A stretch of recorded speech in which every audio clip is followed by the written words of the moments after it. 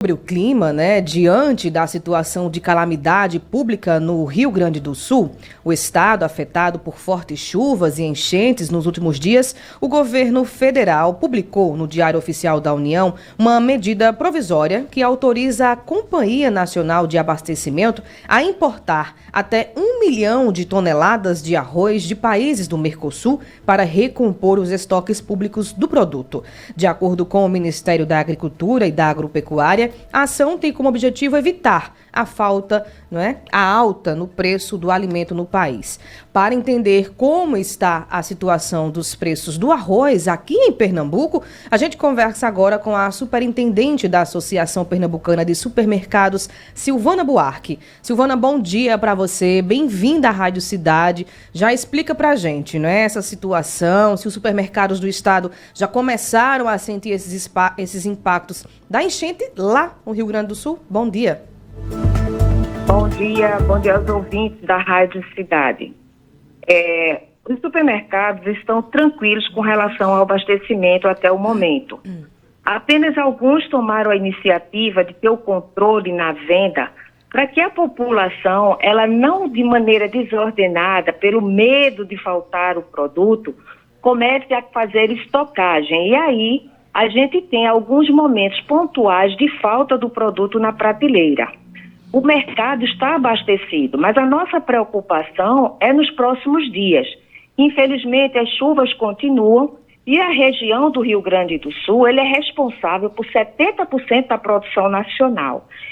A decisão do governo federal ontem foi interessante para acalmar a questão dos preços, né? Infelizmente, começa algumas ações de se especular o preço. A gente tem produção. A nossa dificuldade hoje é a questão logística, que não é o caso da nossa região.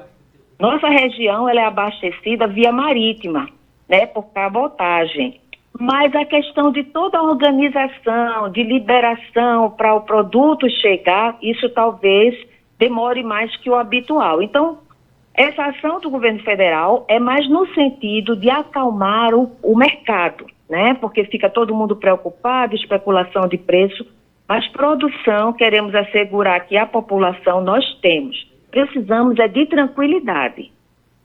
Perfeito, Silvana. Era isso que eu ia te perguntar, né? A Associação Pernambucana de Supermercados emitiu uma nota ontem justamente falando sobre isso, não é?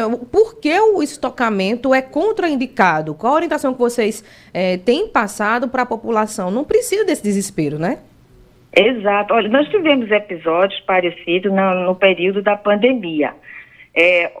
Quando a gente teve diversas atividades, né? Aliás, todas as atividades, mas supermercados e farmácias, por serem setores essenciais, continuaram com as suas atividades.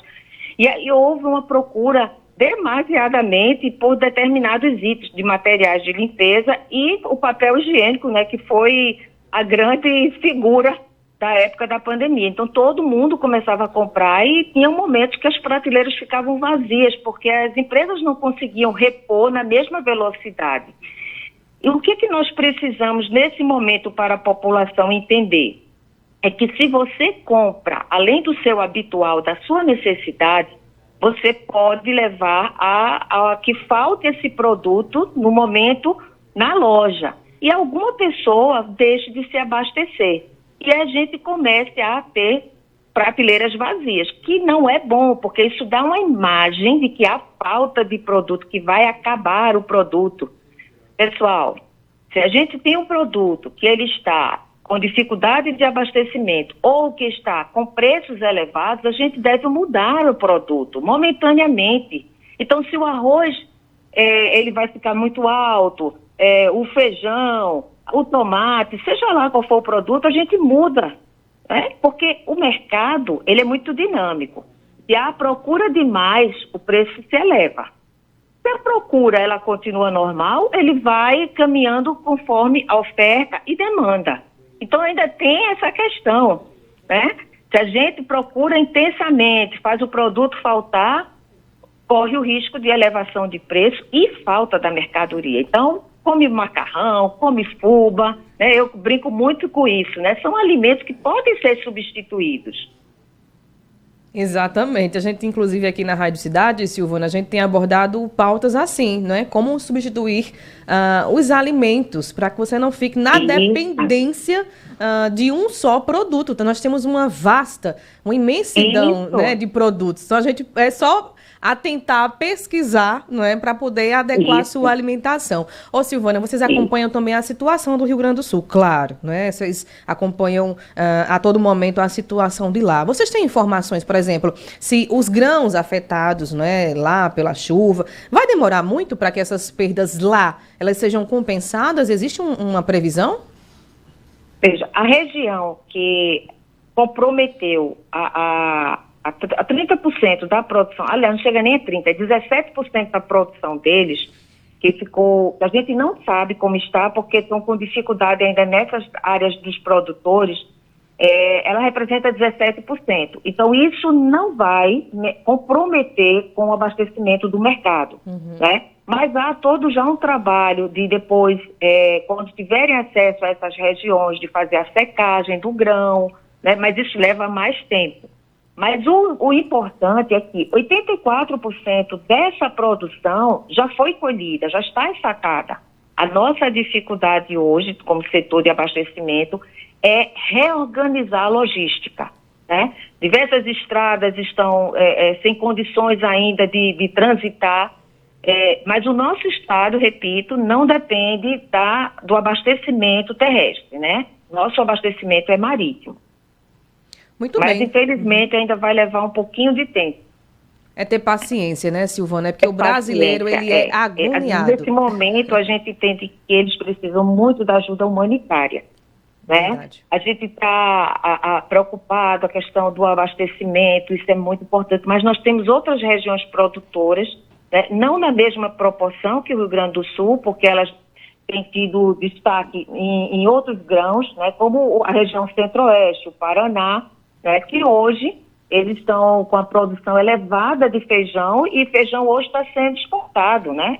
Já vem sendo exportado em grande quantidade. O ano passado, o nosso país exportou 5 mil toneladas de feijão. Esse ano está exportando 30 mil toneladas de feijão preto, né? Então, nós temos um crescimento muito grande de feijão. O feijão agora já está baixando de preço. Então, é essa tranquilidade que a gente precisa que a população tenha.